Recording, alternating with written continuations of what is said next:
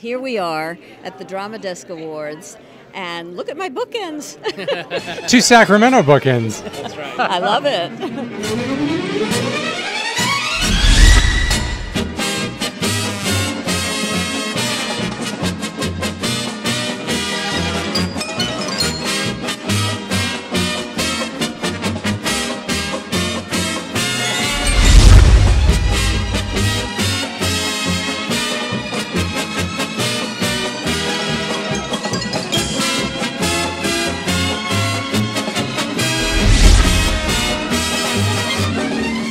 They do a great job, all of them, the press, the producers. They've really taken the show to the next level, and it's wonderful, and I just love being part of it. I'm excited. It's a great night to celebrate theater in New York City. A complete joy. I didn't expect it, and I've been just trying to savor every minute.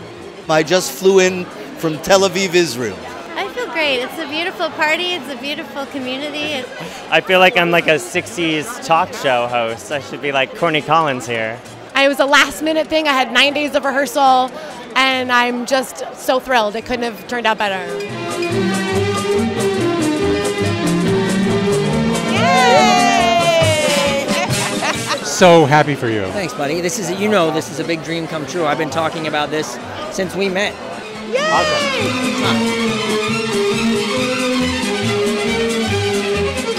We got out of the sandbox and into the rain.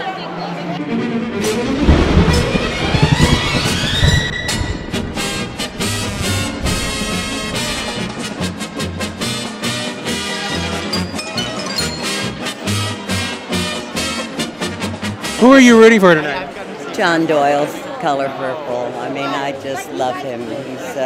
He's brilliant, you know. He was brilliant for us with The Visit.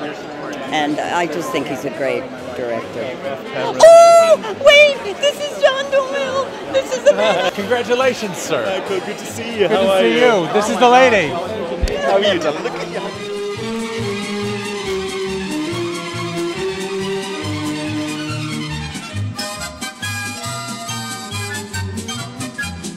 You've done Mary Tyrone twice now. Yes. Tell me a little bit about how the character has changed from the first time. Oh, I think it's much richer. I really do. I mean, you know, it's funny because I think, you know, I was pleased with my performance when I did it in London, but this just feels so much more complete. You feel like you're bringing a lot more meat to the character? Yeah, I do. Yeah. Probably those 16 years of living have added like a lot of stuff. You know, I always think of Kim Stanley when I'm starting a role, and it's interesting because I was thinking about her the other day, and I was wondering why she never tackled this part, because I could imagine that she would be absolutely brilliant in it. So, you know, I think about her a lot. I always aspire to have that kind of, what would you call it? That kind of abandon and honesty and like the brutal honesty that she had and the wildness. It was a lovely, lovely surprise and a lovely acknowledgement of the crazy stuff I do on stage every night. It's a real privilege to be the point of entry between people who love it and the people who do it. And there's an authenticity around that that creates a passion for it, whether you're a practitioner or a theater goer. You can see a child in an office or somewhere that you know when they've had theater in their life because their presentation skills are there, they have a little bit more confidence, and just that's something special. By having the award come to us, we've been accepted. And, you know, it is very unique. It's not your average show. But by saying, yes, well, you're successful, you know, you've actually done something that's a little bit special. That's really fun. That's really fun. Luckily, though, when you're working with someone like Ann Rolfe, the costume designer, her research is on point. So I do cheat. I definitely cheat a little bit. I look at what she does first, and then I kind of go from there.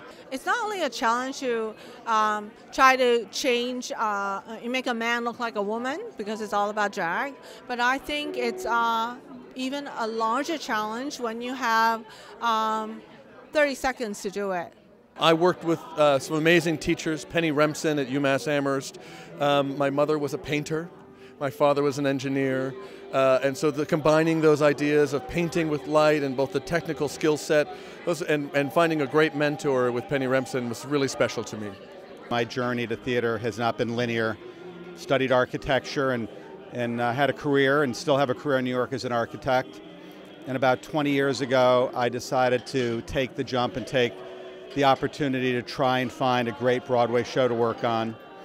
And you know, the thing about this show is it's a chance to revisit a classic musical in the tradition of the glory days of the American musical and reimagine that for today with new tools, new technology. And boxing, I guess because I'm an athlete, it kind of came natural to me to move my body in that way, but the show was very exhausting because it took more emotional effort than physical effort by far.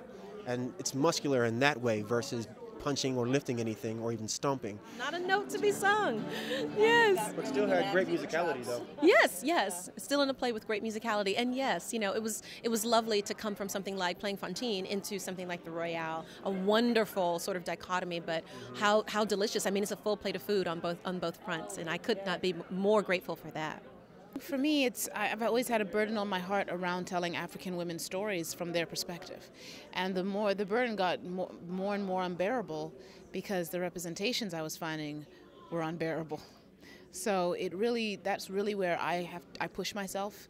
I push myself to create resonant, multidimensional, surprising, complex women. We tend to read the play with what's written about the play already and how the play should be done and how the play should be cast. And I tend not to do that. I tend to read every play, a play by Shakespeare, a play by Eugene O'Neill, a play by Arthur Miller, Tony Kushner, as if it was written yesterday. And then I start. So I try to always think that it will be the world premiere of that play, the first time it's ever produced. I think it's been one of the most personal shows of my career, and definitely one of the highlights. It really presented a lot of challenges as a musical because it's been revived many, many times. So the chance to get to make it somehow fresh and to find something human in it was really important to me. It's just a wonderful thing. I'm very honored and grateful for the opportunity to, I want to say, serve under these great people and these great contributors to the arts. My connection to Liberia is personal because my mom's American, but my dad was from Liberia, and so Sekon Symbol is a Liberian name. You know, I'm representing Liberia in a way, and so I'm really proud to and thankful that Danai wrote this beautiful story, and that these beautiful characters. It really feels like an ensemble piece.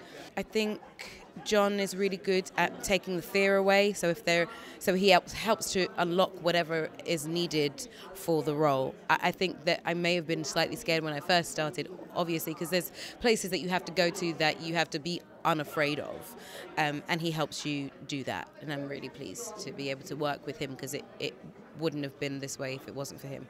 When I asked Ivo to direct that play, I knew I would love it because I love his work, and it's a great play. But I didn't expect everybody to love it. I thought some people would go, you can't do that to that play. But actually, it's turned out to be one of the most successful things we've produced.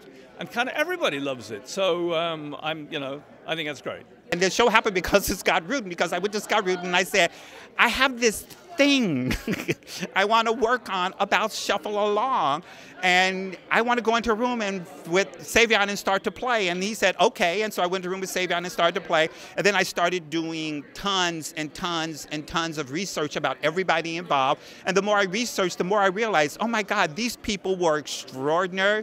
The collection of artists were unbelievable.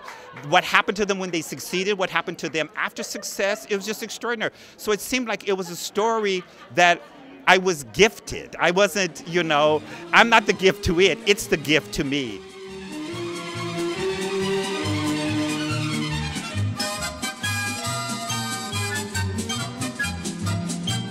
Thank you very much.